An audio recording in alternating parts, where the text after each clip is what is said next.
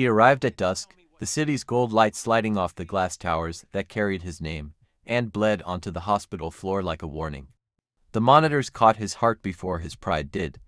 By the time the stretcher burst through the doors, the man who never waited for anything was at the mercy of a clock he could not buy or bend. Leonard Whitmore had cultivated an entire life around control, private elevators, private chefs, private jet, yet the pain that carved under his sternum did not negotiate. It knifed across his chest and wrapped around to his back, and for the first time in years he could not think, only gasp, only clutch at the air as if oxygen would sign a contract with him. The nurses moved with the clean choreography of urgency, blood drawn, oxygen hung, EKG tracing a sawtooth panic across the screen. The door swung open again and in walked the attending on call for critical cardiology, Dr. Maya Carter, dark curls barely contained, eyes already scanning the labs, the hands, the color returning and leaving his face in pulses. She spoke 5 words that tasted like command and reassurance all at once, the kind of voice that made people breathe even when they didn't want to. And he saw her skin, her confidence, the quick decisions, the pen-like cutting across his pupils. He flinched as if someone had touched a bruise. He tried to sit up, the pain punishing the movement, and said he wanted another doctor. The room held its breath because everyone understood what he meant without needing a seminar. The nurse, Anita, anchored a palm on his shoulder and reminded him not to strain. Dr. Carter didn't blink. She had spent a decade learning not to. She spoke in one continuous line, the kind of sentence you step into like a lifeboat. Mr. Whitmore, you are having symptoms consistent with an acute coronary syndrome and possibly something more dangerous, and we don't have the luxury to audition your comfort with my face. If we waste minutes you may lose muscle, rhythm, brain, or breath, and I won't allow that on my watch. He stared at the ceiling tiles as if there were an exit up there. The pain gave him an answer his pride could not. He grunted permission that sounded like surrender but felt like survival. Maya moved, aspirin dissolved, nitroglycerin measured. Heparin considered, then held as her fingers tapped the EKG rhythm to a silent beat in her head. The pattern bothered her. St. Change was not quite typical, the pain radiating to the back in a way that whispered a different horror. She ordered an emergent CT angiogram and was already wheeling him before the transport could arrive. He muttered something about attorneys and standards of excellence, a sermon to the gallery of his fear. The hall lights strobed along the gurney rails like runway markers, and she thought of how many times she had watched people try to out biology. In CT, the machine sang its indifferent song while contrast turned his veins to quicksilver. The screen lit up with a truth that tightened her throat for a breath and then steadied her hands. A type aortic dissection, a tear in the great vessel, a race already at full speed, not a garden-variety heart attack. A catastrophe that demanded a knife, a team, a prayer, and a surgeon who could stitch a man's future back together before dawn. Back in the emergency bay, she focused the room like a lens. Prep for OR now, she said. One seamless paragraph of orders: large bore IVS, blood bank on standby, cross-mitch, beta blocker carefully titrated, keep his blood pressure in a narrow corridor where life could still walk. The cardiothoracic surgeon on call, Dr. Kashyap, sprinted down to flights, eyes narrowing at the images that didn't lie. An anesthesiologist breezed in with a voice like a gentle engine. Consent hovered in the air like a fragile bridge. Leonard's lawyer was unreachable. His son, somewhere over the Atlantic, phone off. It came down to the man and the minute. He swallowed the last of his entitlement and gave the nod. The pen shook in his fingers. The ink made it real. In OR7, air washed cold over skin sterilized with iodine and humility. Nurses clipped and counted, clamps lined up like small soldiers. Maya stood at the head of the table to manage arteries and time while Kashyap opened a chest that had only ever opened for luxury and now opened for life. The dissection was a cruel zipper running where it should not. Hands learned for years moved in concert. Suturing felt like stitching a hurricane. Blood warmed and circulated. The new graft glowed a calm, pale promise under the lights. Twice his blood pressure dipped into the dark, and twice Maya whispered corrections into the anesthetic universe, pulling him back to the small bright shore where breathing continues. There is a peculiar silence that comes after a crisis turns in your favor, like a room remembering how to exhale.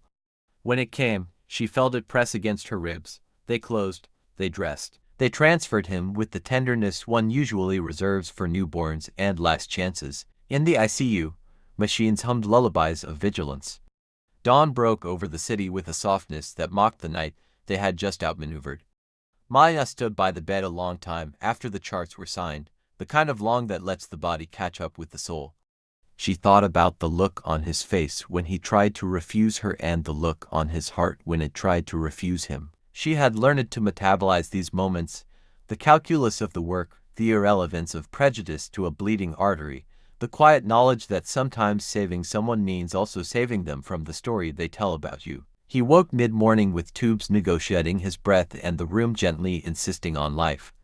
Sedation thin enough to let him swim to the surface. He saw her again, same eyes, same calm, which meant the nightmare had not been a nightmare, it had been rescue. He didn't thank her. Men like him don't thank right away because the mirror is still fogged. He looked away as if that could shrink the debt. She didn't need the gratitude, she needed him alive for 24 hours without the numbers misbehaving. What nobody expected was the fever. Not high at first, just a prickle by late afternoon, a suggestion that the body was writing another chapter. The residents whispered differentials like rosaries. Antibiotics were started in broad strokes, cultures sent, lines checked. But the fever's grammar sharpened and, by night, his blood pressure began to speak in a lower register again. There are two kinds of danger in hospitals, the kind that storms the door and the kind that slips in wearing soft shoes. This was the second. Maya's mind went silent the way it always did before it turned very bright. She traced the day backward and found the place it could have cracked. A tiny clot, a traveler from the surgical field or a native rebellion at the line, migrating where it shouldn't, lungs, perhaps. She ordered a STAT-CT pulmonary angiogram, not waiting to negotiate. The elevator was slow, she didn't allow it to be. In radiology, the image was a winter tree of contrast branching into lungs where small shadows clung like stubborn leaves. Pulmonary emboli, not massive, but treacherous. The kind you don't see until you're looking with the right suspicion. Anticoagulation would be tricky this soon after surgery. Too much and you invite bleeding to the after party, too little and the clots keep dancing. This was the razor's edge of medicine, the art performed while the audience still believes it is all science. She consulted with Cashiap in a conversation that was more music than words, and they calibrated a plan that skimmed above risk without pretending it didn't exist. She sat at the bedside from midnight until 2, titrating medication with the patience of a lighthouse. The monitors tested her faith and then, slowly, rewarded it. His oxygen rose, his pressure obeyed, the fever bent. When he drifted into a sleep that felt earned, she finally allowed the chair to hold her. By morning, the world crept back, the sun made an appointment with the window. Leonard woke to a new kind of exhaustion, the one that arrives with understanding. Memory stitched itself together, the first refusal, the first rescue, the second danger that never announced itself, the second rescue he didn't even know he needed. He found her silhouette in the doorway, posture easy, eyes alert, chart closed present without performance. He managed to form a sentence large enough to fit the truth. In one long breath, he spoke an apology and a thank you and a confession about fear, his words landing in a single continuous line that didn't break. He had learned to mistake power for certainty and certainty for safety. And last night a woman he had dismissed stood between him and an ending he could not afford. She nodded once, not to dismiss the weight but to accept it without ceremony. The room felt different, like a chord resolving. Elsewhere in the hospital, the gossip of miracles began in its usual quiet way, nurses trading looks. A respiratory therapist pausing at the door to listen to a steadier breath, a resident writing a note with a slight smile because he had watched a masterclass and recognized it. Maya updated the family when they finally reached the sun at an airport in Reykjavik. She used words that placed hope on the table but kept it from running ahead. After she hung up, she took the stairs instead of the elevator, letting the muscles in her legs write their own small gratitude. She did not believe in triumph. She believed in the next hour, the next lab value, the next human who would need her to be more than the sum of her lessons. But stories like Leonard's don't end with survival. They keep living in the questions that come after. What does a man do when the person he doubted becomes the person he trusts with everything soft inside him? What happens to identity built on walls when someone walks in and turns every light on? In the quiet after rounds, Maya looked at his chart and felt the yawning space of the hours ahead. Complications to dodge, rehabilitation to chart, the conversation about why his chest had become a battleground in the first place. She also felt a small ache, the human kind that arrives when a person's prejudice has brushed against your competence and left a mark, however faint. She didn't want to carry it, but medicine doesn't offer coat checks for the soul. She closed her eyes, breathed once, and opened them to the work waiting like an open door. By the time Leonard could sit up without the room tilting, 3 days had passed. The surgery scar ran like a pale road map down his chest, proof that arrogance bleeds the same as anyone's. The hospital smelled of antiseptic and faint coffee. Life moving on, indifferent to revelations. Dr. Maya Carter entered quietly, carrying her tablet and a presence that silenced monitors without muting them. She asked him how the pain was, not out of politeness but precision. He answered, voice still husky, that it was manageable. What he didn't say was that it wasn't the physical pain that unsettled him, it was the memory of his refusal, the echo of his own voice telling the nurse he wanted someone else. She adjusted his rate, her movements exact but unhurried. For a moment, silence filled the air with a tension that belonged to neither of them but lived between them. He finally said, without looking at her, "You saved my life." Twice, she met his gaze, steady and unflinching. "That's my job, Mr. Whitmore." Her tone carried no bitterness, no triumph, only the weight of truth. He studied her face, searching for judgment or resentment, finding only exhaustion painted over grace. He wanted to apologize again, but the words seemed small next to what had already been repaired with hands and courage. Days blended into routines, physiotherapy, monitoring, small steps by the bed. But every evening, when the lights dimmed and the machines hummed softer, he found himself replaying their first encounter like a confession he couldn't rewrite. Maya checked on him less now, handing his care to the residents. Yet every time she passed by the door, he felt the room sharpen, as if her presence commanded the air to stand straighter. There was something magnetic in her calm, quiet authority that reminded him of the people who build things that last, not those who buy them. The night before his discharge, a sudden alarm tore through the ward. Room 312, cardiac arrest. Maya was already moving before the nurse finished calling the code. Inside, Leonard was slumped sideways, monitors screaming arrhythmia. She barked orders that came out as music, charged to 200, clear, shock. His body lifted, then fell.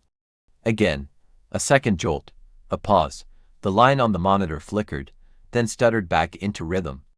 It was over in minutes, but time had stretched to eternity. When his pulse returned, Maya leaned forward, resting her forehead against her arm for a second before straightening. Around her, the team exhaled relief. To them, it was another save. To her, it was the second time she had pulled him from the dark, this time not from bias, but biology. When he woke, morning light traced the outlines of his survival. He saw her at the foot of his bed, clipboard in hand, fatigue softened by a faint, human smile. "You don't seem to like doing things the easy way," she said, half teasing, half warning. He managed a rasp of laughter. "Maybe I just wanted to make sure you were real." She raised an eyebrow. "You're lucky I was." As she left, the nurses whispered about the story already spreading beyond the ICU, a billionaire twice saved by the doctor he once rejected. But Maya didn't care for legends. She cared for vitals, for charts, for the next patient whose name no one would remember. And yet, when she reached the hallway and saw Leonard's son arriving from overseas, pale from guilt and jet lag, she paused. The young man thanked her with a sincerity his father had yet to find, and in that gesture she found closure enough to keep moving. Outside, the city buzzed as always. Inside, a man who once believed he owned everything realized the most valuable thing he'd ever been given came from a woman he almost dismissed. And somewhere between the whirring ventilators and the hum of fluorescent lights, both of them learned that healing isn't just what happens to the body, it's what happens when truth finally replaces pride.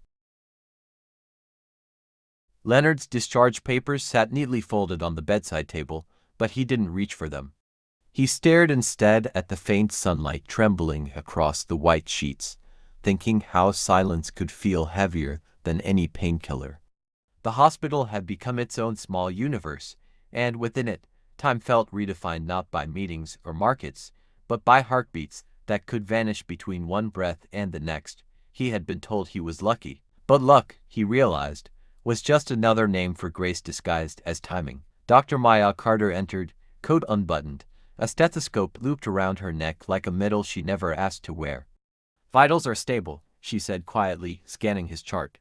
"You're good to go home." He hesitated, the words catching somewhere between his chest and throat.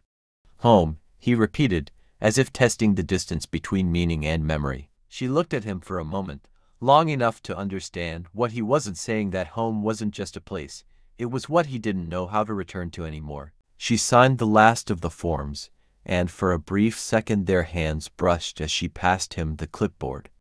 Something shifted, not romantic, not dramatic, just human. The simple recognition that two lives had collided where they were never supposed to, and both had been changed by it. "You'll need cardiac rehab," she said. "Medication, diet, rest, and perspective."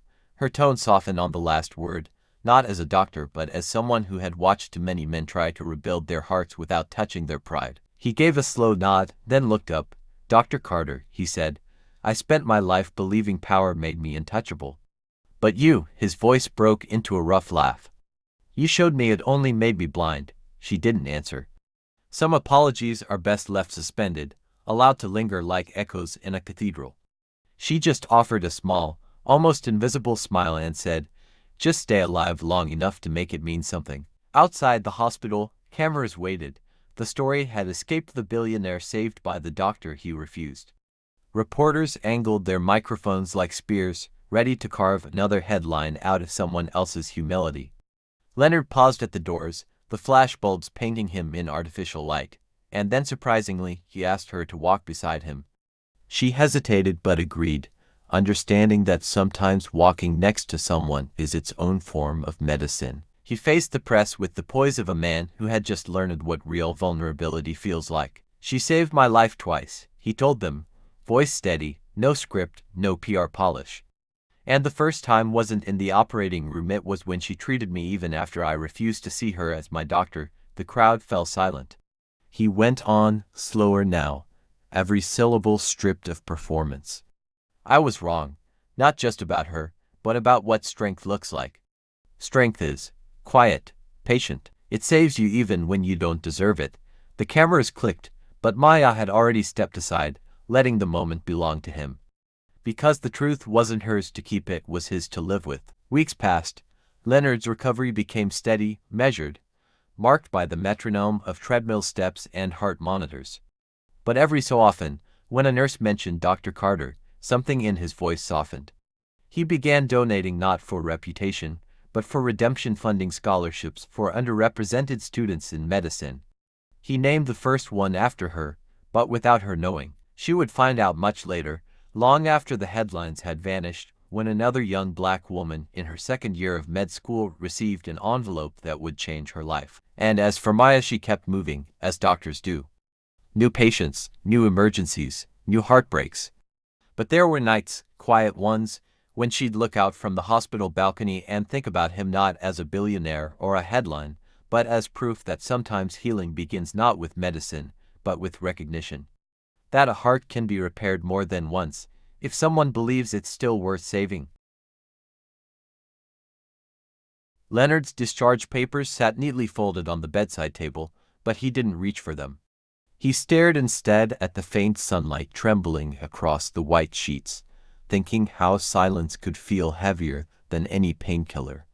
The hospital had become its own small universe, and within it, time felt redefined not by meetings or markets, but by heartbeats that could vanish between one breath and the next. He had been told he was lucky, but luck, he realized, was just another name for grace disguised as timing. Dr. Maya Carter entered, coat unbuttoned, a stethoscope looped around her neck like a medal she never asked to wear. "Vitals are stable," she said quietly, scanning his chart. "You're good to go home." He hesitated, the words catching somewhere between his chest and throat.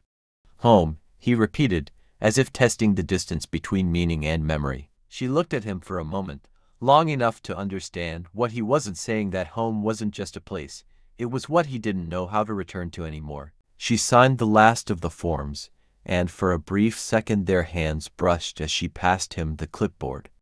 Something shifted, not romantic, not dramatic, just human. The simple recognition that two lives had collided where they were never supposed to, and both had been changed by it. You'll need cardiac rehab, she said. Medication, diet, rest, and perspective. Her tone softened on the last word, not as a doctor but as someone who had watched too many men try to rebuild their hearts without touching their pride. He gave a slow nod, then looked up. Dr. Carter, he said, I spent my life believing power made me untouchable. But you, his voice broke into a rough laugh. You showed me it only made me blind. She didn't answer. Some apologies are best left suspended, allowed to linger like echoes in a cathedral. She just offered a small, almost invisible smile and said, just stay alive long enough to make it mean something. Outside the hospital, cameras waited. The story had escaped the billionaire saved by the doctor he refused. Reporters angled their microphones like spears, ready to carve another headline out of someone else's humility. Leonard paused at the doors, the flashbulbs painting him in artificial light, and then surprisingly, he asked her to walk beside him. She hesitated but agreed, understanding that sometimes walking next to someone is its own form of medicine. He faced the press with the poise of a man who had just learned what real vulnerability feels like. She saved my life twice, he told them, voice steady, no script, no PR polish. And the first time wasn't in the operating room, it was when she treated me even after I refused to see her as my doctor. The crowd fell silent. He went on, slower now, every syllable stripped of performance. I was wrong, not just about her, but about what strength looks like. Strength is quiet, patient. It saves you even when you don't deserve it. The cameras clicked, but Maya had already stepped aside, letting the moment belong to him. Because the truth wasn't hers to keep, it was his to live with. Weeks passed. Leonard's recovery became steady, measured, marked by the metronome of treadmill steps and heart monitors. But every so often, when a nurse mentioned Dr. Carter, something in his voice softened. He began donating not for reputation, but for redemption, funding scholarships for underrepresented students in medicine. He named the first one after her, but without her knowing. She would find out much later, long after the headlines had vanished, when another young black woman in her second year of med school received an envelope that would change her life. And as for Maya, she kept moving, as doctors do. New patients, new emergencies, new heartbreaks. But there were nights, quiet ones, when she'd look out from the hospital balcony and think about him not as a billionaire or a headline, but as proof that sometimes healing begins not with medicine, but with recognition. That a heart can be repaired more than once, if someone believes it's still worth saving. The sun rose differently that morning, softer, almost reverent, spilling gold through the glass corridors of the hospital. Leonard had been discharged weeks before, but he returned often, not out of necessity, but out of something quieter, something unspoken. He walked slower now, with a limp that wasn't physical but emotional, the weight of reflection pressing on every step.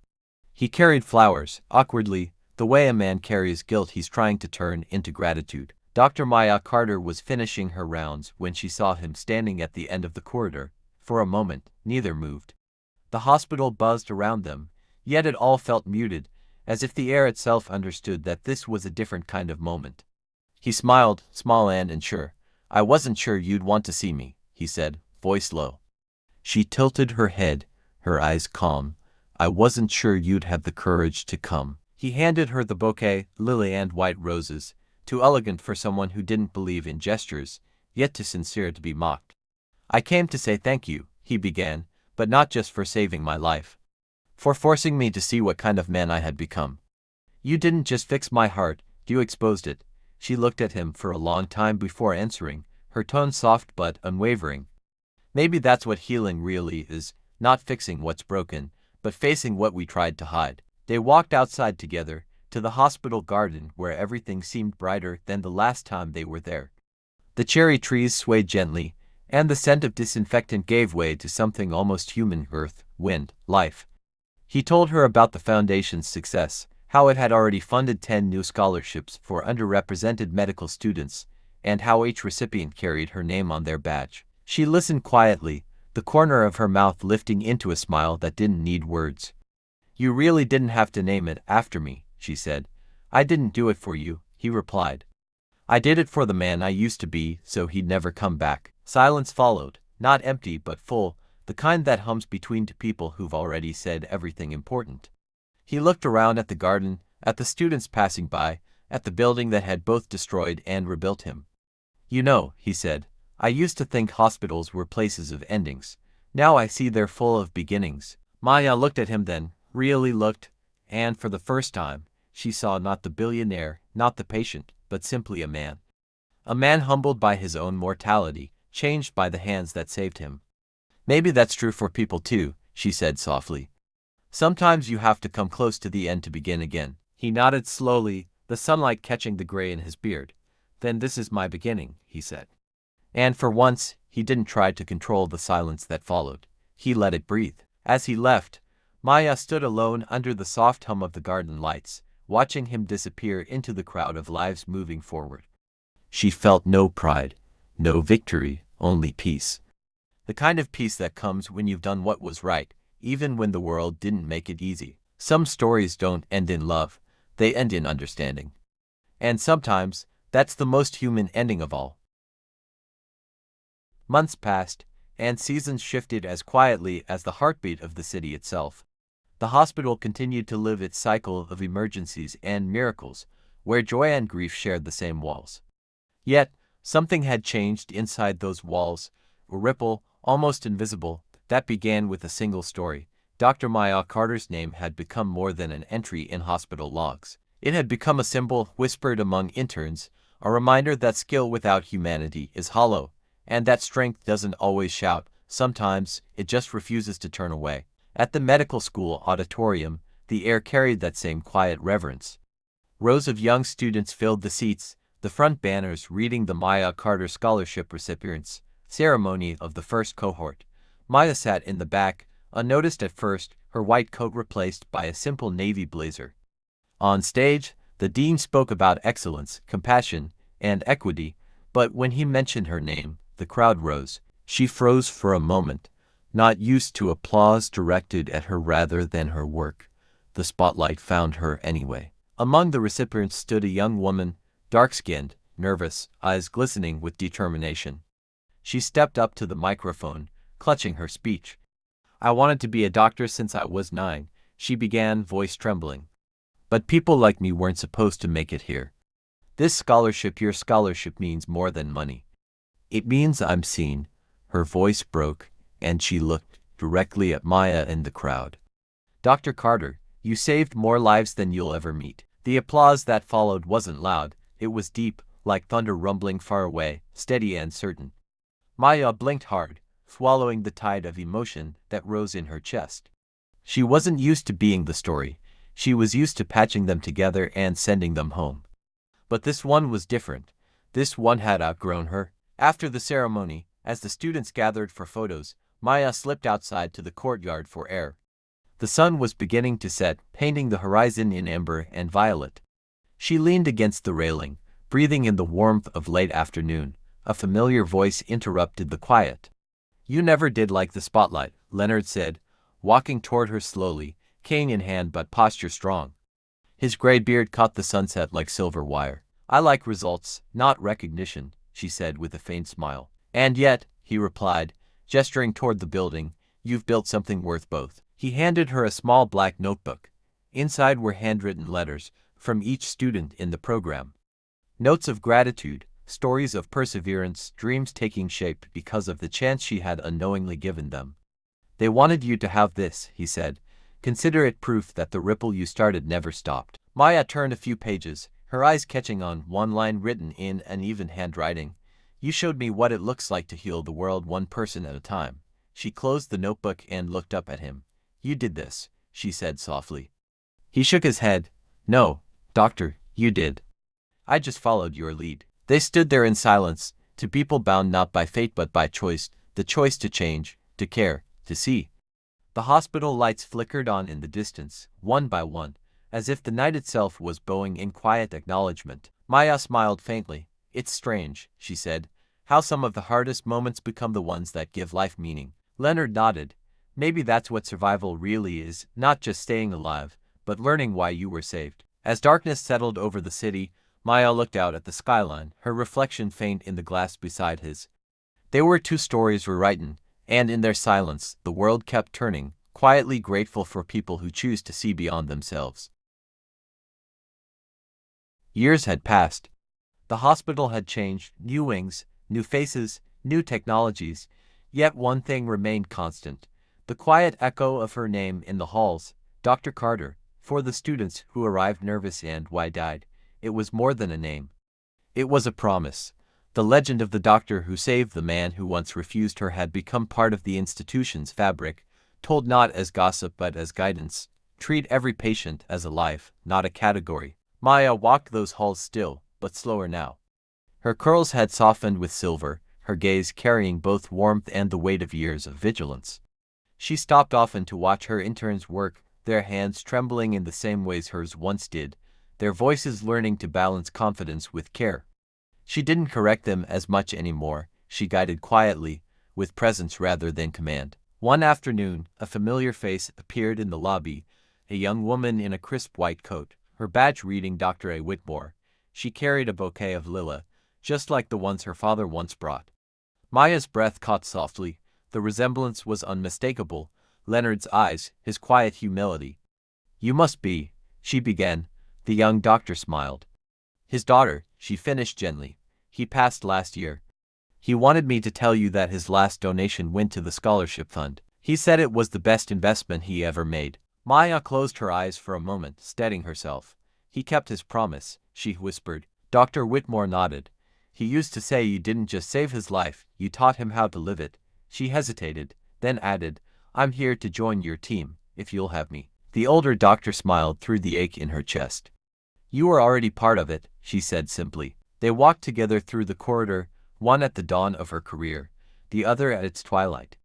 Around them, the hospital hummed with the endless rhythm of life, the laughter in recovery wards, the quiet tears outside ICU doors, the steady beeping that marked existence one heartbeat at a time. Later that evening, Maya stood alone on the balcony overlooking the city, the same view she had seen countless nights before.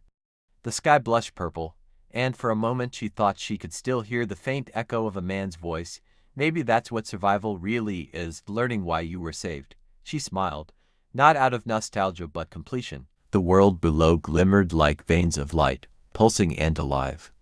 Somewhere, new stories were beginning, stories of doctors and patients, of pride and forgiveness, of second chances stitched into the fragile fabric of humanity. She turned away from the view, the wind brushing through her hair, and walked back into the hospital that had become her home. Behind her, the city breathed. Ahead of her, another life waited to be saved. Because in the end, medicine was never about miracles. It was about the courage to see another person and never look away. The hospital was quiet that night, the kind of silence that only arrives when life itself is catching its breath between stories. A slow rain tapped against the glass, blurring the city lights into rivers of gold and blue. Inside her office, Dr. Maya Carter sat alone, the lamplight soft against her face, reflecting off the countless photos that lined the wall, graduates in white coats, teams of residents smiling after night shifts, faces she had guided, lives she had touched. On her desk rested the black notebook Leonard had once given her. The pages were worn now, corners bent by time and use. She opened it to the first page, where one student had written, "You showed me what it means to be seen." Her thumb traced the words slowly, and for the first time in a long while, she let the tears come, quiet, dignified tears that spoke not of sadness, but of fullness. The intercom buzzed softly. "Dr. Carter, emergency incoming, motor accident, young male, possible cardiac involvement." She closed the notebook, placed it gently back on the desk, and stood. Her reflection in the glass caught her for a moment, older now, but unbroken. The same calm eyes that once faced prejudice now carried the weight of legacy. She took her stethoscope, the same one she'd worn the night she saved Leonard, and slung it around her neck. Some things didn't change. As she stepped into the hallway, the rhythm of urgency greeted her like an old friend. The lights flickered overhead, the same sterile glow that had witnessed 1,000 beginnings and endings. She passed through the double doors of the her silhouette framed in the storm's light. Nurses turned, interns straightened, the room's chaos bent subtly toward order, as it always did when she arrived. The patient was young, frightened, gasping for air. His mother cried at the bedside. Maya took his hand, her voice steady and kind. "You're safe," she said, the same words she had once spoken to a man who thought he didn't need her help. History had come full circle, not as repetition, but as renewal. The past was not returning, it was echoing forward. Hours later, the storm had passed. The young man stabilized. Maya sat by his bed for a moment, watching the steady rhythm of his chest rise and fall. She smiled softly, exhaustion melting into peace. Then she rose, left the room quietly, and walked back down the hall, the sound of her footsteps blending with the hum of the machines that never slept. Outside, dawn crept slowly over the city skyline, the same city that had once doubted her and now carried her name in its textbooks, its lecture halls, its whispered legends. Somewhere, new doctors were waking up to their first shift, and among them was Dr. A. Whitmore, continuing what had begun years ago in one act of defiance and mercy. Maya paused at the window one last time. The world was reflected in the glass, a tapestry of lives, fragile yet infinite. She whispered, not to anyone in particular, but to the silence that had always been her witness. The world doesn't change in a single miracle. It changes every time we choose to care. And as the light grew stronger, the camera of life pulled slowly away from her, from the hospital, from the city waking to another day. The rain had stopped, the heart monitor hummed its steady song, fade to white.